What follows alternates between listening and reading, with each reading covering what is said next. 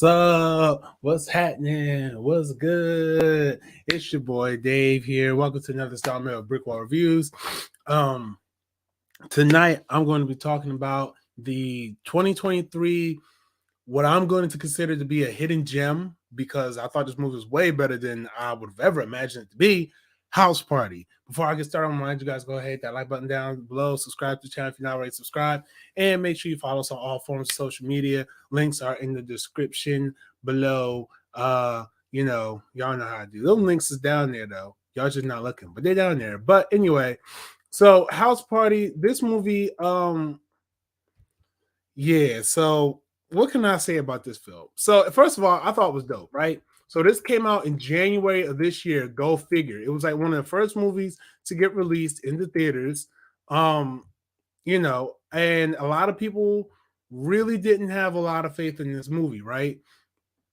For a number of reasons. They first of all, they looked and they said, wow, a new house party, like that's so lame. Like, why are they trying to remake something that was perfectly fine in the first place? This is gonna be dumb. It don't even look good. The trailers, I'm not gonna lie, the trailers kind of made it look like it was gonna be like just some corny movie. Like, wow, why they putting this in theaters? They could put this on streaming, they put this direct to DVD, whatever the case may be. Like, this is so lame, it's gonna set us back, blah, blah, blah, blah, blah. Well, maybe the set us back part wasn't really true, but people was just like, nah, this ain't gonna be it. This ain't it, right? It's a corny and all that good stuff, right? Myself included. I was like, I don't know, man, that one. But I felt like, okay, maybe I should see this in theaters though, because I'd be like, yo, we need more Black films that just, do something different as opposed to the same thing. And this, for all intents and purposes, this did look like it was going to do something different with the trailer. It didn't really look like it was going to be like the same thing, copying off of the 90s one. Now, granted, I don't have any nostalgia for the original House Party at all. I know Sam was supposed to be here with this review tonight, but she couldn't make it. But I wanted her here because I wanted to know, someone with nostalgia for that movie, like, what is it like watching this new one as opposed to seeing the old one? So, like I said, this is coming from someone who has seen the original House Party 1, House Party 2, and just like, I didn't rewatch those before I watched the new one because I wanted to go into the new one fresh with a different opinion, right? And like I said, like, I have no nostalgia for that. I just know that those movies existed, were like a launch pad for the explosion of Kid and Play. Like, Kid and Play were famous beforehand, they were rappers, but this like exploded them into the cultural zeitgeist. And so it's like, I was just like, like I said, when I saw the trailer, I was like, okay, this looks different. They're doing it at LeBron James' house, and they don't really have a connection to it. They're just trying to throw a party there, just try to make some extra money and stuff like that. And looks like it's gonna be some crazy antics in here. But like I said, I just, coming from someone who didn't have any ties, just knows the existence and knows the relevance that the original House Party had on people. This was good. Like, I'm in the class of people that say, well, you could have called this another movie and it probably would have done better, right? My phone rang. You could have called this something different and it probably would have done better. And I guess that's kind of where this movie kind of gets a little bit of the negative reaction to it, the negative thoughts behind it, because for all intents and purposes, like I just said, this is a very different film from what you know from the 90s House Party, right? This is a very different 90s, 80s, whatever year that was. See, like I said, I have no nostalgia for that movie. But like, this is like a drastically different film from that.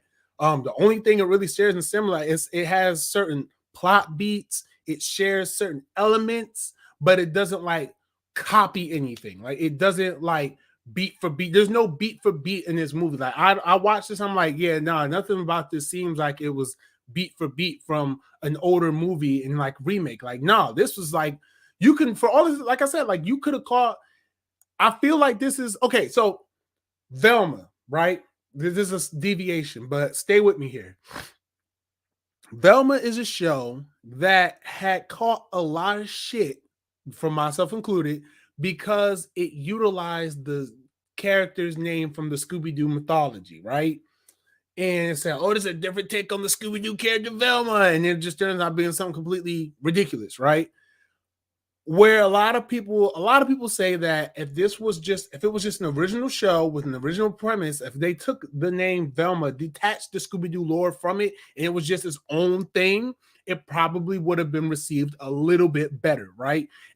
Matter of fact, it's arguable. You could argue it probably would have been received maybe 45% better than it was, right? And that's how I feel about this House Party movie. If it didn't have the name House Party to it, it probably would have gotten a lot more positive attention as opposed to, oh, that's just a remake of something. I'll just go watch the original. It's going to be corny. So, all that said, people, watch this movie. Like, this is by far one of the most bizarre films I've seen, because it like midway through the movie, it just takes a sharp turn. And I'm like, wait a minute. Outside of that turn, though, which I'll touch on a little bit in a minute, the performances and the actors in this movie and the storyline is actually good. Like it's good. Like you see what the main characters are really seeking after, what they're trying to do, what they're trying to achieve. Let me see. Because I want to get these actors' names and everything. I already know how I do. So Jacob Lattimore plays Kevin, and Tosin Cole plays Damon. So it's Kevin and Damon are the two main characters in this film. And Kevin, he's a father. He's trying to get money to put his daughter through school. And Damon, he's just, or Damon, rather, right? It's Damon. It's not Damon, is it? It's Damon. It's a certain way you pronounce the name. I forgot how I say it the right way, but like Damon or something like that. But like he's he's just a guy. He's just chilling. He's the self-proclaimed godfather of Kevin's daughter, and they're both party promoters, right? So a big thing, first of all, that's how it relates to modern day. They're both party promoters. We see a lot of club promoters and stuff like that. They go out to get their money, promote the clubs, parties, all that good stuff. So that's what they are. But because Damon kind of fucks up a promotion that he had with three guys who are after him now because they're kind of pissed about that. They're pretty much they're pretty much down for what could have been one of the biggest parties, and then two, they get fired from their job because they were caught on the security cameras smoking and just cutting the ass while they were supposed to be doing the job. And they actually have a legitimate job, which they work for a cleaning company where they go in to clean different locations. But like I said, the security camera caught them smoking. So when they are working this house, which they find out is going to be their last job for that company before they're fired and they're just completely shit out of luck, they realize that they're in LeBron James' house, which y'all see in the trailer. They realize they're in LeBron James' house, and so they come up with this bright idea to try to throw a house party. And it's not as chaotic as, like, them setting it up isn't as chaotic as the trailers would make it seem. Like, it's like I said, there's a lot of backstory behind why they're doing that and who these characters are and their relationship to each other, to where the trailer just said, oh, we're in LeBron James' house. We're going to throw a party because we're in LeBron James' house. This is more like, yo, listen, like, we got to do this because we need this money. If we don't do this, like, yo, I'm not going to be able to put my daughter through school. You're going to be out of money. You need rent to pay, blah, blah, blah. You need money to pay your rent. Like, we're just going to be out of luck. Like, this is our one chance to get enough money to cover us for a good little minute, right? Also, another thing about Kevin is that he's a beat producer, right? But he had this experience where his beats were considered to be trash in front of like mad people. So like he doesn't like to play his beats anymore, but he's still working on stuff. He's just not confident in himself. And that plays a big part in the movie too. And I'm not going to spoil that, but that does play a very interesting part in the movie with two celebrity cameos. Speaking of celebrity cameos, there's not as many in this movie as you would think there would be, but there is a good amount. Like, you know, obviously like a lot of rappers and basketball players and, you know, things like that. But I mean, like the cameos, they're like real brief. They brief as hell. Like Lil Wayne, for example. Lil Wayne has literally like the amount of time you see him in the trailer is the exact amount of time you see him in the movie. In the Red Band trailer, actually, because in the Green Band, you kind of see him for like a flash moment. But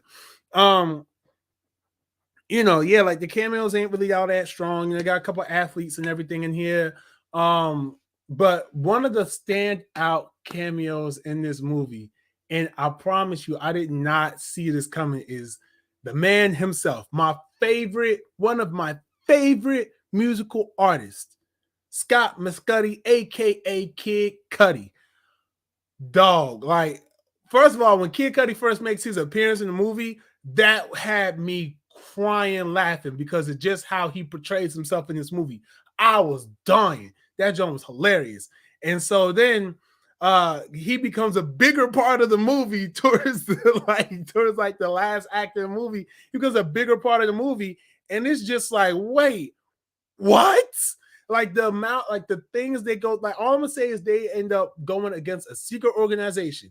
And I was like, yo, you gotta be kidding me. And they in the movie, they said it right after I said it, and this was one of the moments they was like, what the hell just happened? And I'm saying that, like, I said that like moments before this. I was like, yo, what the hell just happened? It was so crazy. Like, that was the point of the movie where I was like, yo, this is wild. And it's like there was a lot of good outside of that, though. There were a lot of good jokes and stuff like that in this movie. DC Young Fly, I'm gonna be honest with y'all, and I'm not a hater, but DC Young Fly does not, he's hit or miss with me, right? Like, I don't consider DC Young Fly like the greatest comedic act out there. Like a lot of people do. They're like, oh, DC Young Fly is so funny. I'm just like, I mean, sometimes it's occasionally.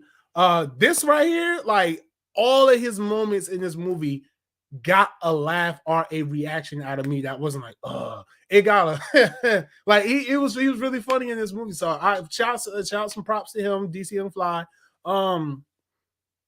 You know, all the other actors in this movie, it's so many people in this movie. I'm not even gonna go through the cast list. But yeah, so many people in this movie. I liked it. Tinashe makes an appearance. Maya, the musical artist Maya, who I remember from like way back when, right? Like early 2000s, I remember Maya. I know she ain't really been out there that much, but she's in this movie. Dope. I really love seeing. She looks just as beautiful as ever. You know what I'm saying? So it's like this movie I think it's an unexpected gem for me. It's a hidden gem. I know that I'm saying a lot with that.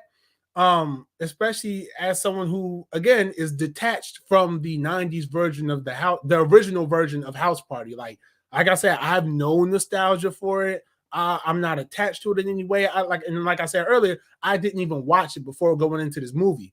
But this movie right here, I felt like I really should have made a bigger effort to see it in theaters. I say that, but I do need to make a bigger effort to see a lot of movies in theaters. Like I still gotta see Cocaine Bear. I'm dying to see that. But yeah, like I really should have made more of an effort to see this movie in theaters. I think it would have been a good time, honestly. I don't know if a lot of people went to see it because I mean it's now streaming on HBO Max. So if you have HBO Max, there's no skin off your teeth to watch it. But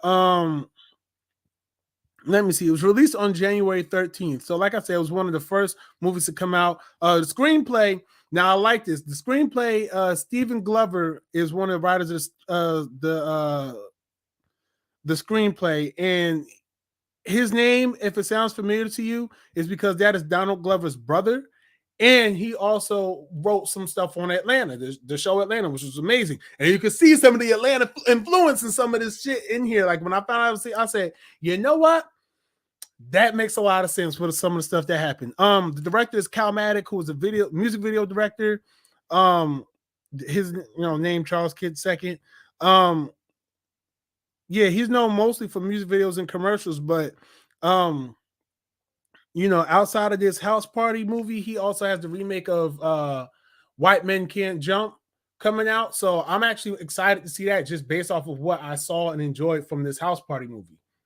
And hands down, like I enjoyed what I saw. I really did like it. It was let me see. So I forgot what I was trying to look for. Okay, so in the box office, this made $9.2 million on does not say what the budget was. Let me see. Where's the budget? Can I find budget information? No, there's no there's no budget information on this, but it made $9.2 million. I wouldn't say this was a costly movie to make. I would say most of the costs probably went to the celebrity cameos that you have in the movie. Which I'm not gonna lie, some of them could have even been caught in the favors because LeBron James produced this movie and, of course, does make an appearance in this movie. Not just as the hologram, but he actually does show up in the movie towards the end, and it's actually very interesting.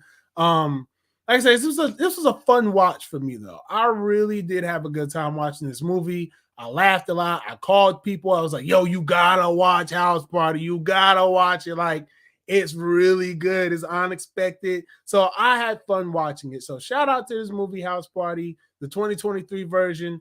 It was good. Yeah. So I mean, um, critically though, it like I said, it didn't go over well with the critics and everything. It has a 28% on Rotten Tomatoes, 4.4 out of 10 on IMDb, 41% on Metacritic. But me personally, I give this movie like I give it like four stars. I give it 4 stars, right? Mainly because it was a surprise hit for me, right? Because like I said, I wasn't expecting to laugh as much as I did.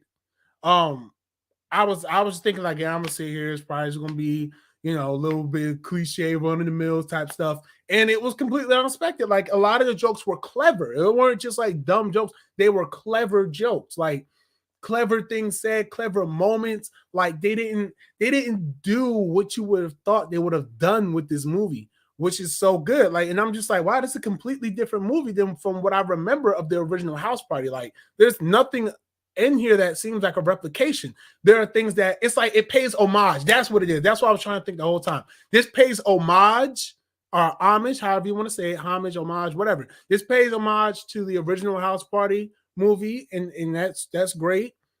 But this also remains its own thing. It says, yeah, no, we're gonna pay respect, we're gonna pay homage, we're gonna give that movie its flowers, we're gonna throw these things in here, put these types of plot beats, put these types of things, they'll throwback vibes.